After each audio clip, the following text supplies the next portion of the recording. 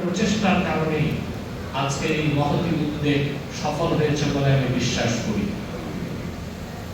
আমি কয়েকটি কথা বলবো। এখানে চিকিৎসকবৃন্দ আছেন, ব্যবসায়ীগণ আছেন। একটি উন্নত, সমৃদ্ধ, মেধাবী জাতি গঠন করতে হলে স্বাস্থ্য সুরক্ষার কোনো বিকল্প নাই।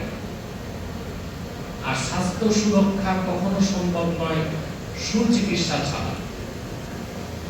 তৃতীয় বিশ্বের একটি গরিব রাষ্ট্র বাংলাদেশ, এদেশের অধিকাংশ মানুষই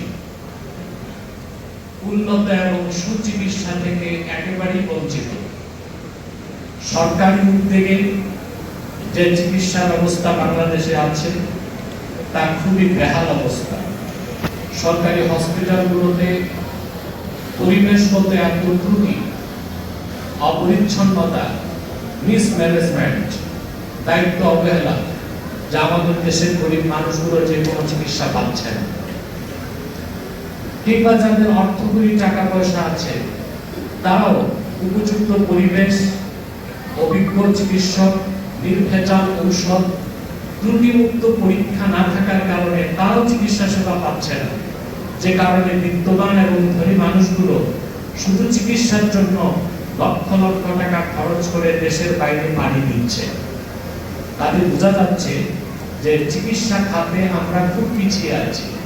আমাদের দেশের লোক সুচিকিৎসা থেকে বঞ্চিত। এটার জন্য অবশ্যই সরকারকে দায় নিতে হবে। কারণ একটি দেশে বাজেটের সবচেয়ে বেশি বরাদ্দ থাকতে হয় তিনটি খাতে।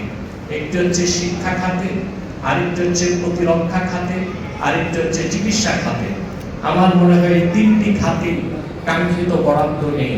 সেজন্য আমার দেশের অধিকাংশ নিরীহ গরিব মানুষ মানবেতর জীবনযাপন করে, চিকিৎসা সেবার অভাবে ধুকে ধুকে মরে যায়, তারা চিকিৎসা থেকে বঞ্চিত হচ্ছে।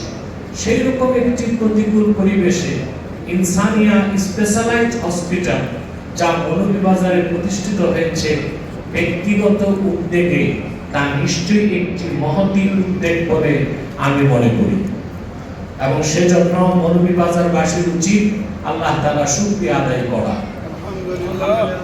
এবং এই প্রতিষ্ঠানটির উত্তরোত্তর সফলতা আমি কামনা করছি। সুচিকিৎসার জন্য তিনটি বিষয় নিশ্চিত করতে হয়। একটি হচ্ছে অভিজ্ঞ ডাক্তার, চিকিৎসক।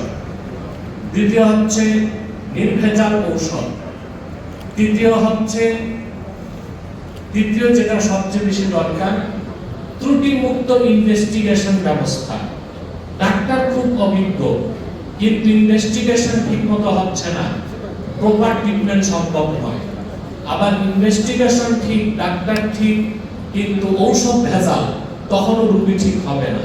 সেজন্য ব্যক্তিগত উদ্যোগের পাশাপাশি সরকারকে রেসপন্সিবিলিটি নিতে হবে যেন এই দেশের মানুষ সুচিকিৎসা পায়। পাশাপাশি ব্যক্তিগত উদ্যোগে ইনসানিয়া ট্রাস্ট যে কাজ গ্রহণ করেছে, আমি মনে করি বাংলাদেশের অন্যান্য অঞ্চলের মানুষের জন্য একটা মডেল তারা স্থাপন করতে পারবে। যে প্রতিকূল পরিবেশ ও ব্যক্তিগত উদ্যোগে যেখানে চিকিৎসা সেবার পাশাপাশি সব পথে ব্যবসায়িক একটি চিন্তাও থাকতে পারে। এখানে তো ব্যবসায়িক চিন্তা থাকতেই হবে। কমার্শিয়াল ইন্টেনশন না থাকলে মানুষ তো এই জনসেবামূলক কাজে আসবে না। তবে আমি ইনসানিয়া ট্রাস্টকে আমার অনুরোধ থাকবে, যারা আমি জানি ইনসানিয়া ট্রাস্ট মানবিক কাজে মৌলভীবাজারে সবচেয়ে এগিয়ে আছে। আমি জানি না সিলেটে আর কোনো মানবিক সংস্থা কতটুকু কাজ করে আমি জানি না।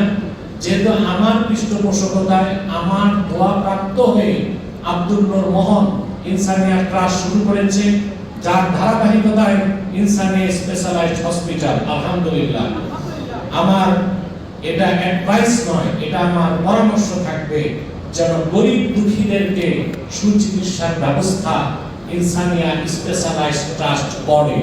এটা নিশ্চিত করতে হবে। তাহলে এটা শুধু ব্যবসা হবে না, শুধু মানব সেবা হবে না, এটা মহান ইবাদত বলে গণ্য হয়ে যাবে।